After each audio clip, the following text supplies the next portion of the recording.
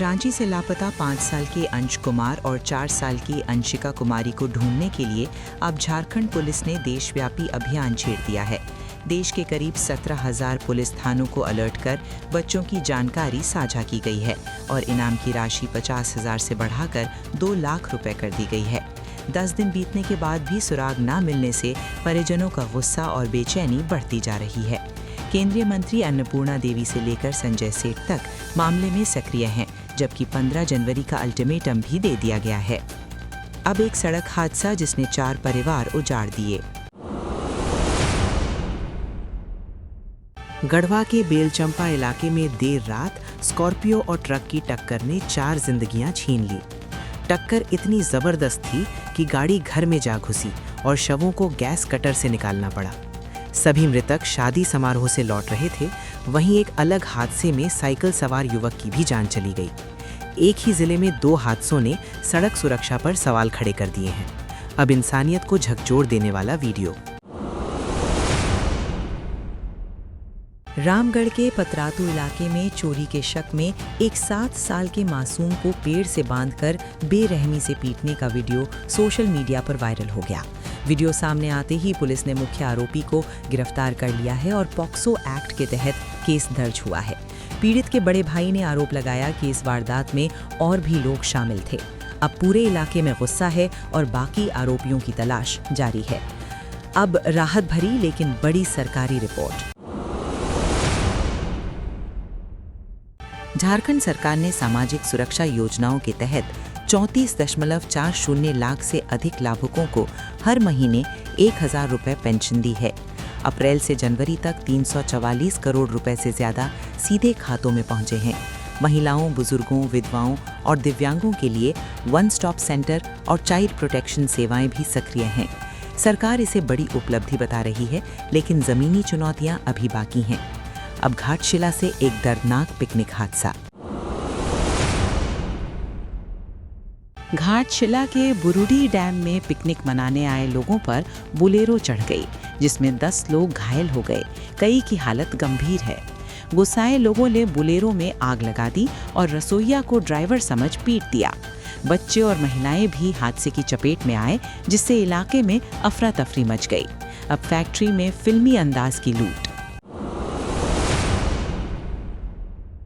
रामगढ़ के छतरमांडू स्थित Dayal steel factory में 8-10 हथियारबंद लुटेरों ने गार्ड को बंधक बनाकर तांबा पीतल का सामान और सीसीटीवी का डीवीआर लूट लिया। लुटेरे दीवार तोड़कर अंदर घुसे और सबूत मिटाकर फरार हो गए।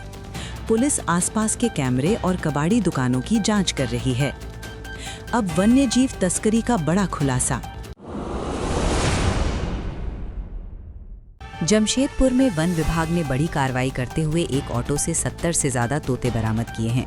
छापेमारी में 3 तस्कर गिरफ्तार हुए, जिनके पास हिरन के सींग और मोर पंख भी मिले। वन विभाग का कहना है कि ये अंतर्राज्यीय तस्करी का नेटवर्क हो सकता है। अब नए साल की रात की एक खौफनाक हत्या।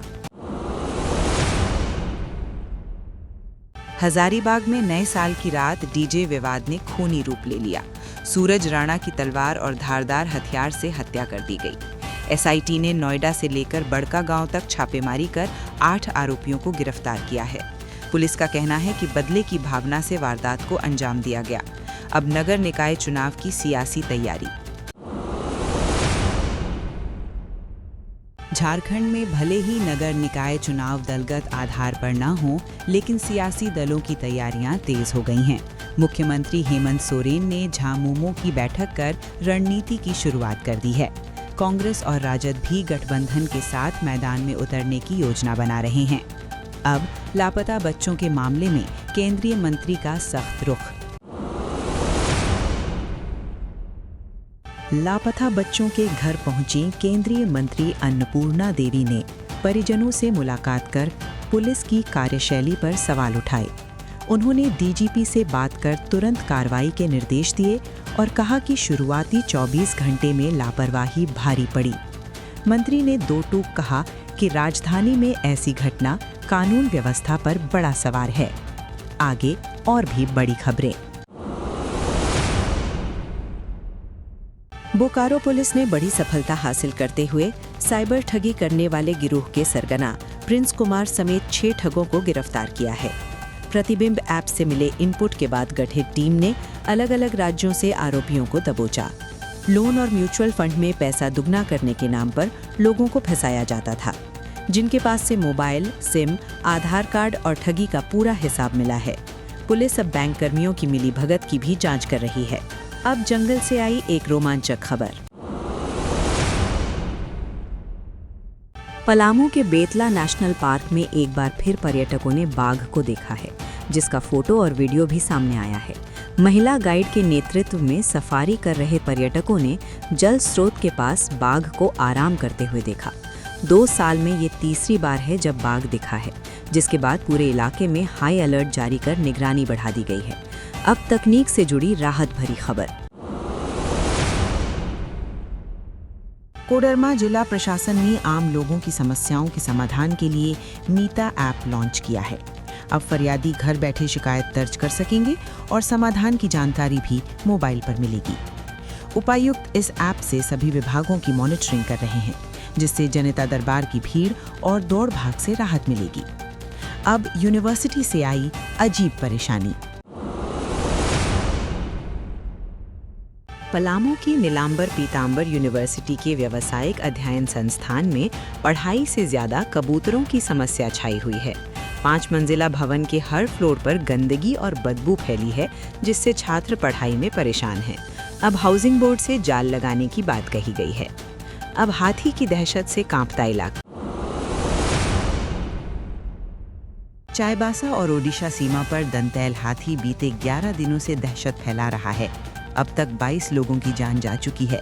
ड्रोन, विशेषज्ञ और संयुक्त टीमें लगी हैं, लेकिन हाथी का लोकेशन ट्रैक नहीं हो पा रहा। गांव में लोग रात भर जागकर पहरा दे रहे हैं और एक ही घर में शरण ले रहे हैं। अब ठगी की एक चौंकाने वाली कहानी। पलामू में ठगों ने बाबा बागेश्वर का नाम लेकर आंगनबाड़ी सुपरवाइजर को भावनात्मक जाल में फंसाया और जेवर शुद्धिकरण के नाम पर लेकर फरार हो गए। पुलिस को सीसीटीवी फुटेज मिला है और कोढ़ा गैंग की भूमिका की आशंका जताई जा रही है। अब मौसम की मार से जुड़ी बड़ी खबर। झारखंड में ठंड का असर जारी है। कई जिलों में पारा 5 डिग्री के नीचे पहुंच गया है। बच्चों की सुरक्षा को देखते हुए रांची में कक्षा 1 से 6 तक की पढ़ाई 14 जनवरी तक स्थगित कर दी गई है। मौसम विभाग ने कई जिलों में शीतल लहर को लेकर येलो अलर्ट जारी किया है। धनबाद में कुख्यात गैंगस्टर प्रिंस खान को मदद करने वालों पर पुलिस ने बड़ी कार्रवाई की है। वासेपुर, पांडरपाला और भूली समेत 12 ठिकानों पर एक साथ छापेमारी की गई। 2 कारोबारियों को हिरासत में लिया गया है और नकदी बरामद होने की भी सूचना है। पुलिस का कहना है कि गैंग को जड़ से खत्म किया जाएगा। अब एक खुशखबरी वाली पुलिस सफलता। जमशेदपुर पुलिस ने महज 14 घंटे में चोरी हुए 4 महीने के बच्चे को सकुशल बरामद कर लिया। सीसीटीवी और तकनीकी जांच से आरोपी महिला को पकड़ा गया। पूछताछ में सामने आया कि महिला ने अपनी बेटी को मातृत्व सुख देने के लिए बच्चे को अगवा किया था। पुलिस अब अन्य आरोपियों की तलाश कर रही है। अब पुलिस व्यवस्था की बदहाली की तस्वीर।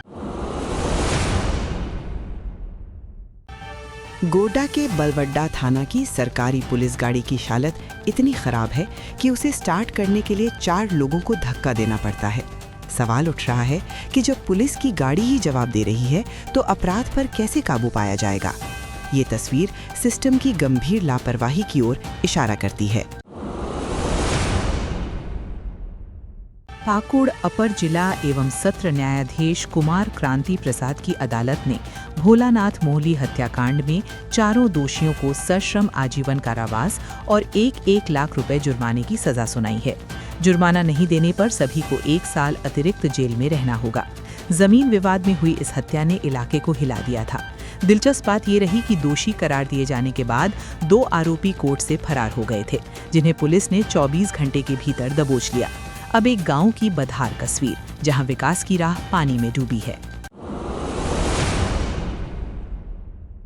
साहिबगंज के बोरियो प्रखंड स्थित जिरुल गांव के प्रधान टोला में नाली नहीं होने से गंदगी और जल जमाव ने ग्रामीणों की मुश्किलें बढ़ा दी हैं। प्रधानमंत्री ग्रामीण सड़क योजना के तहत बनी सड़क जर्जर हो चुकी है, जिससे आवाजाही भी बाधित हो रही है। गंदा पानी जमा रहने से मच्छरों का प्रकोप बढ़ गया है और सिद्धो कान्हों की प्रतिमा तक पहुंचना भी मुश्किल हो गया है। ग्रामीणों ने प्रशासन से जल्द सड़क और नाली निर्माण की मांग की है। अब शिक्षा व्यवस्था से जुड़ा एक चौंकाने वाला खुलासा। राज्य के मेडिकल कॉलेजों में फर्जी नामांकन का सिलसिला थमने का नाम नहीं ले रहा है। रिम्स में MBBS में दाखिला लेने वाले आशीष कुमार का जाति और आवासीय प्रमाण पत्र फर्जी पाया गया है। जांच में सामने आया कि छात्र मूल रूप से बिहार का निवासी है, लेकिन झारखंड में ST कोटे का लाभ लेकर नामांकन करा लिया। सर्टिफिकेट रद्द होने के बाद नामांकन निरस्त करने का निर्देश दिया गया है। इससे पहले भी पलामू और गोड्डा मेडिकल कॉलेज में ऐसे मामले सामने आ चुके हैं। अब सियासत के संगठन से जुड़ी बड़ी खबर। प्रदेश भाजपा ने संगठन पर्व के तहत प्रदेश परिषद सदस्यों की सूची जारी कर दी है। भाजपा प्रदेश महामंत्री एवं चुनाव अधिकारी डॉक्टर प्रदीप वर्मा ने बताया कि 13 और 14 जनवरी को प्रदेश अध्यक्ष और राष्ट्रीय परिषद सदस्यों का चुनाव होगा।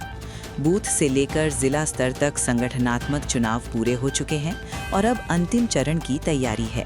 पार्टी ने तय कार्यक्रम के अनुसार चुनाव कराने की पूरी रूपरेखा तैयार कर ली है। अब बहुप्रतीक्षित नगर निकाय चुनाव की बड़ी अपडेट। राज्य में वर्षों से लंबित नगर निकाय चुनाव अब जल्द होने वाले हैं। हाईकोर्ट के आदेश के बाद राज्य निर्वाचन आयोग ने 31 मार्च से पहले चुनाव कराने की तैयारी कर ली है। प्रस्तावित कार्यक्रम के अनुसार 27 जनवरी को अधिसूचना जारी होगी और फरवरी के अंत तक मतदान पूरा हो सकता है। 48 नगर निकायों में चुनाव होने हैं, जिनमें कई जगह 2020 से प्रतिनिधि नहीं हैं। होली से पहले नए जनप्रतिनिधियों के चुने जाने की पूरी संभावना है।